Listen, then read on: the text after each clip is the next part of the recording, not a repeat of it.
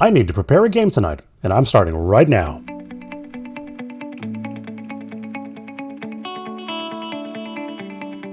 I'm preparing the 5th session in the mini-series that was started here. Blam.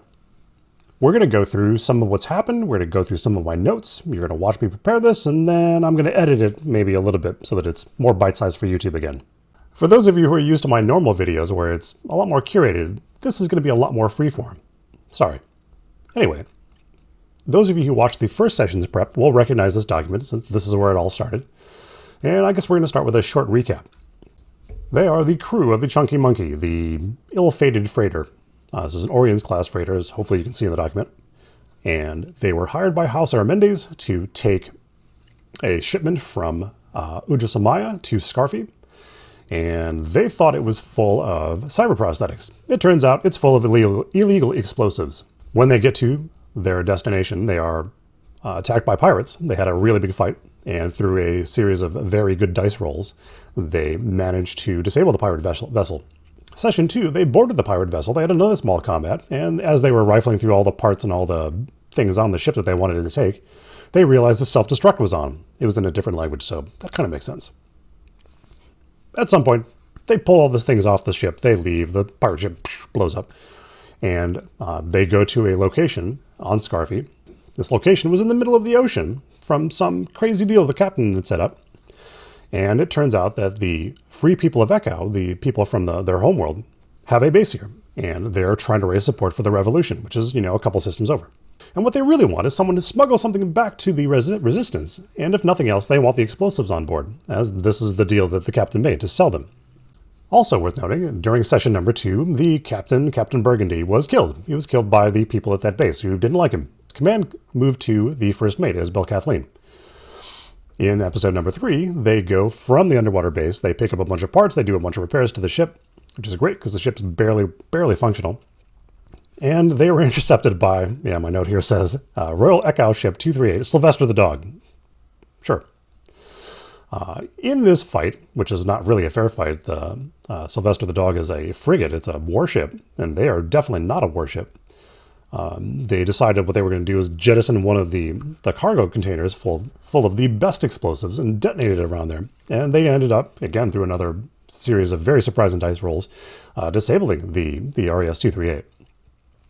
So then they went down to the planet, fixed some more stuff on the ship, and they were asked to join the rebellion as a cliffhanger. So that is episode 3. Originally, I thought session 4 would be the last one, so I put a little bit more effort into the notes here. I decided that Isabel Kathleen doesn't really want to be the captain. That's me just deciding that I would rather have the players decide their own fate than have, an NPC decide it. So we staged this thing with her sister being part of the rebellion and being executed on TV, and then she joins the rebellion and gives away the ship. I put a little bit more thought into this one, so there are 2 missions that they could have chosen, depending on whether they wanted to stay with the rebellion or go somewhere else. So if they stayed with the rebellion, which is what they did, they were paid some money to move their goods, their explosives, and some Marines to a different rebellion base. If they didn't want to join the rebellion, didn't want to help the rebellion, I had a different one where a sort of shady figure would have approached them with a transport thing where they were supposed to move people off planet to somewhere far, far away. And they were not to ask a lot of questions. And who this actually was a royal requisitioner trying to move some of the royal family off planet. They didn't take that one. I like to have something like that in my pocket every once in a while, especially if there's a big choice to be made. So here's a tip in trying to figure that kind of stuff out. Listen to what the players are saying at the end of the session. In this case, they were talking about whether they wanted to join the rebellion or whether they didn't want to. And I may have placed that in their heads by saying, here's your cliffhanger, figure it out. And since it wasn't clear at the end of last session what they were going to do, I made both paths. When they got to the base, I had decided that it had changed hands. It was under the control of the Royals, which are the other side of this rebellion. There were a handful of rebellion survivors sort of shackled up somewhere that they were able to find and liberate, so that was cool. But there was a big old firefight there. I will note that my players have not built characters that are good in combat. This is a problem. A big third of my game, or something like that, is combat, tactical combat. And so for these combats, a lot of times what happens is the NPCs do most of the killing, which is not really my preference, but it's worth noting that you kind of need to make your bad guys match your characters so that you're not totally killing your characters all the time. Granted, if they continue to do badly, maybe I'll note to them that, they should look at putting more points in those things so they don't get killed. Where we left them last time was on their way back to the original base on Echo, where the original set of rebels are, and they're trying to figure out if there's more work they can do, because at some point they're going to need to do maintenance and pay for things on the ship, because the ship's basically falling apart. One really complicated thing we need to do this time is we have one of my players returning, and he would like to play. So we need to introduce a character, and this is also not easy because one of the players will be, half an hour late, so that's also a thing. So I think what I want to do is I'm not going to go in order. That would be crazy. Who would do that? I want to make a list of all the things I need to do. I need to figure out parts caches. I think they used some parts last time out of their parts cache, and we ask a lot of our parts caches. The second thing I need to do is give them a choice of 2 missions. So I need a little bit of understanding of what those 2 missions are. Probably one in system and one out of system. We need to introduce a new PC. And is that it? Maybe one more vignette. I don't know, something. So that's kind of what I want to do. So it turns out we don't need to look at the parts cache. These are correct because I didn't pull any parts out of the parts cache, or if they did, I didn't make note of it. So we're done with that. I like it when I find out I'm done with a thing. So moving on, we are going to talk about let's talk about introducing the new PC. I don't want to work on missions yet. So we know about the PC. He's being thrown out. So maybe we'll start with a little cinematic where we see, this person, giving their protestations of being thrown out of the base, and just as the chunky monkey lands in the distance, and maybe one of the guards will tell him, go join those guys, because, they've got a ship and they can get out of here. Chunky monkey lands in the distance. PCs run into the security detail. And that's probably more than I need to say about that, but that's how I see that working. The captain will be half an hour late. I'm not sure how we're going to work that in, but we'll figure it out. I'm sure something will come to mind. Maybe he's drunk, maybe he's hungover. So the choice of 2 missions, we're going to go... Well, I know we're hauling stuff. So we're hauling something to the same base? The base where they just were. This could be Marines, because those guys were pretty beat up. It could be gear. What gear would they need that's useful? I don't know, maybe a tank? Could they fit a tank in one of their cargo pods? I don't think so. What else could they do? They could haul someone. I like the idea of hauling someone. Actually, yeah. Off-world. So I like the idea of reusing this Royal Requisitioner thing as the thing they can do that is not part of the rebellion. Because we've already put some thought into that. I've already got some ideas there, and they didn't see it, so they don't really know. I may have told them last time, but they'll figure it out. That'll be fine. So one more thing about this Royal Requisitioner thing. Actually, I'm going to copy and paste down here so I don't have to skip around too much. There needs to be something. I'm not sure entirely what. And I'm not sort of sold on this amount of money. So here's the problem. If both missions have the same cost, have the same payout, even if most of it's a lie, and it probably will be, they'll pick the one that sounds the easiest. And this one sounds really easy.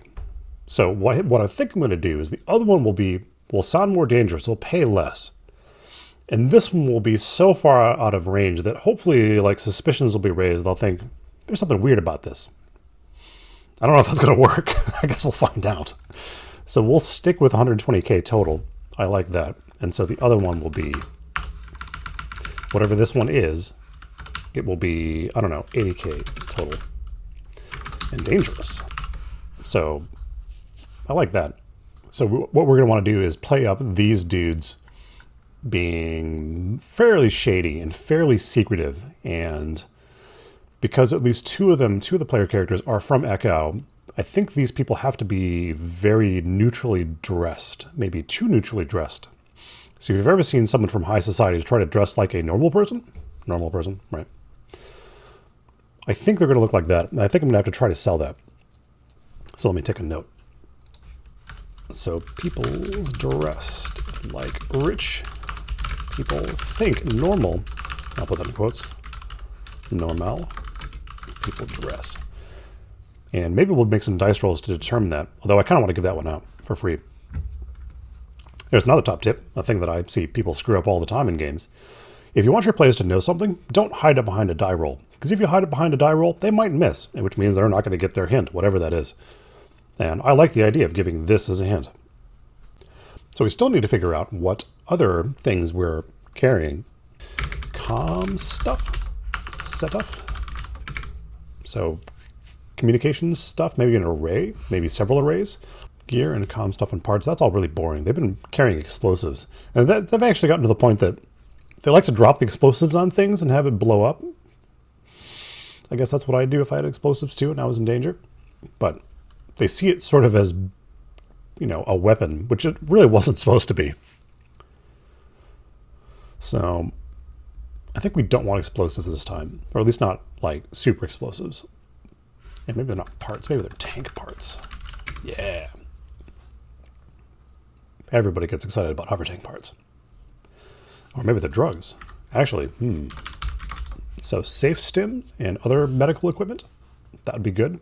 They've got a medic on board. The new PC is a medic. All right, well, I don't really like any of those. That's not really getting me. Maybe it's a combination of those things. I don't know. So let's go. Do I have it open? Yeah. Let's go to Don John. We're going to go to SWD20, which I think is Star Wars D20. We're going to go to jobs. We're going to go to see what kinds of things I can do. Number of jobs 11. That's fine. Roll. So we got vehicle parts. So that's, I don't know, ironic. Foodstuffs, livestock, rancor. Rancor? 44 metric tons of rancor? Oh God. I don't think I'd want to. I wouldn't want to haul rancor. That sounds terrible. Speeder bikes, heavy armor. Oh. Here we go. They've got foodstuffs, but the foodstuffs are mostly booze.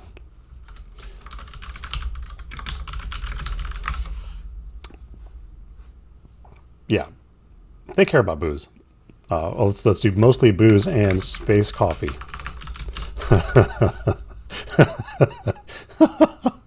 Because they care about those things. So we're going to do drugs. We'll have some comm stuff, some comm gear. No tank parts. We'll have shipment of safe stim, plus foodstuffs, which is mostly booze and space coffee, because they won't jettison those. And they're taking it to the same base or taking it to a different base? Let's take it to a different base. Let's have no Marines this time.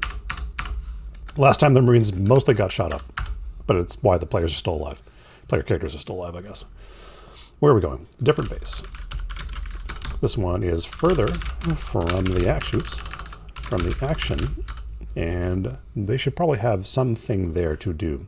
We want to have a fight. Let's make this not further from the action. Let's make this in near the front line. Because they're going to ask if it is a thing that is dangerous. And of course it's dangerous. Why wouldn't it be dangerous? And so we're going to have a firefight here. So that will work. We'll figure out stats for those guys pretty soon. I think that will, in fact, we'll probably just copy the stats from these dudes. So if we have the Royal Requisitioner, what is the conflict there? I think there won't be a fight there, which might be disappointing, but we'll see. I think we want to talk to some of these people. We need to figure out peoples. And I think most of them won't talk. And that is 10 people. Do they have 10 people worth of ship? No, they do not. I think if there was no crew on board, they could fit 10 people worth of people here, but there are not. And I think these are nobles, so they are used to having more spacious things. And I suspect the captain will not want to give up his... That would be fun. Captain has to give up his quarters. They just sort of all pile in there. It is the biggest quarters on the ship. Complications. Do not ask questions. Captain and first mate have to give up their quarters. Well, we do need to figure out peoples. Let's figure out peoples. Let's go to a random name generator. We have Chiro Daichi Minami, who is head of security. So I think he's like a super high level military guy. High level military personnel version of Swana. So maybe he also wears mirror shades. Maybe they dress very similarly. That'll be awesome. And if we don't use this time, we'll use it somewhere else, I'm sure. Who else? Makoto Mori, who is an attaché. I don't even know how you spell that. Refined speech and good social skills. Maybe she's a translator. Maybe the royal family has their own language that most people don't. So here's what's fun for me doing these kinds of presentations as opposed to the normal talking head stuff that I usually do. As I'm going through this, I'm realizing the things that I do, and I can talk about them now. So here's one of those situations.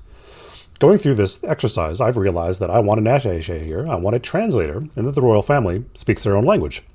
If we had designed everything, which is a terrible idea, we would not have space for that. So because we have left space, we can do that now. This also gives a good reason for these characters to not speak to the other player characters, because they don't speak the same language. Actually, they probably speak common, but they probably don't want to talk in common. Why would you? Why would you? They want to keep to themselves. They want to keep their air of mystique. They also want to keep their identity secret. So they wouldn't talk. I feel like I need one more. Oh, this is so wrong. This is so wrong, I'm going to use it. Shinju Kenshin Saito. If anybody watches a lot of anime, they'll realize why that's funny. And who is this guy? Maybe this is a hit dude? I don't know. We'll leave it open. We'll leave it open and leave some space and figure it out as we go. If we even use this one. We may not. We may not. Doesn't really matter. Okay. So we're going to go to the different base. We're going to come up with a name for these guys. And I think we have established that these guys have Russian names. So the first guy is Dmitry Krupin. This is the base commander. And I think this is... What do we want to say about this dude? I don't know. Let's go look at a random table. All right, I found my random table. This is on Don John. I'm using the sci-fi random generator. I've got cyberpunk NPCs. And we're just going to look through here until we find something we like. What do we know about him? What can we say about him? He seeks to survive at any cost. So he's a survivor. I like that. I like that. He is tall with jagged blonde hair. And I'm going to cover this up. Yeah, well, actually, we'll stick with it. Opalescent eyes. Oh, I like that. We're going to go with Tina Sokola. Who is a... what does she do? What does she do on the base? Provisioner? There's a better word for that. I can't remember what it is off the top of my head. Doesn't really matter. Fashionable. We have... Oh, here we go. Green dreadlocks. Maybe all the rage on Echo. I don't know. Leather trench coat. I really want to know something about her personality. Seeks fame and glory. I also think maybe a little streetwise. We need one more. Who I think is the head of security. Stanton. That's a good... Stanton Zephyr. Red hair, blue eyes. He has a cybernetic arm. Oh, he's out for revenge. Maybe the royals killed some of his family members, which is a very normal thing on this planet, sadly. Maybe he was thrown in jail. Maybe he's one of the prisoners that was liberated. I think those are all working. I think I like all of those. And I think that'll work. What is this base called? All right, so we are back on Donjon. We are looking at random spaceships. This is actually telling me spaceship types, but I want... I'm hoping that something in here will be Give me a good name. Oh, there it is. It's right there. This is the base, a swallowtail. EC421. I like that. EC421, swallowtail. So this is a comm base, and they are out. That's why they have comm equipment. Comm base near the front line. Totally safe. Of course it is. It's always totally safe. That's always what they say. I think the players are starting to pick up on that they're never paid as much as they say they're getting paid. And they're always going into some kind of firefight. That's good. That's good. All right. So we need one more vignette, and we will call this done. Actually, I think I'm not going to do a vignette. I think I have enough here. In fact, I think I probably have too much here. So if you watch the last video, which I'll put up somewhere, I think it's going to be right above my head, there's a danger to over-prepare, and I feel like I'm sort of right on the edge of that. I don't think I need another vignette, because I think this will take enough time, and I think we're actually not going to play for very long tonight. So, in a relatively short period, in addition to talking to you guys and taking all these notes and doing all the recording and fun stuff, I'm about an hour and a half in, which is about how long it took the last time. So, I feel like this is good. And like last time, I think I'm going to do a retro at the end and see how we did. Last time it went a little bit too well. I feel like this one won't go as well, but we'll find out. We play to find out what happens.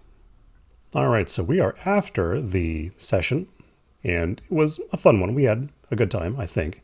Introducing the new character was great. The new character ended up being really, really funny, which is awesome. The bad side, right, this is as if sort of heralded by my previous video. The reason you don't want to over-prepare is that a lot of times you don't get to the stuff you prepared, and so we didn't.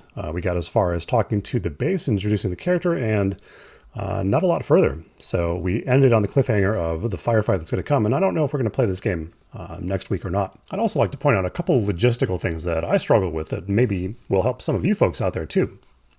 Some of my players are here with me in the West Coast, but one of my players is on the East Coast, and so there's a very limited window in which we can play.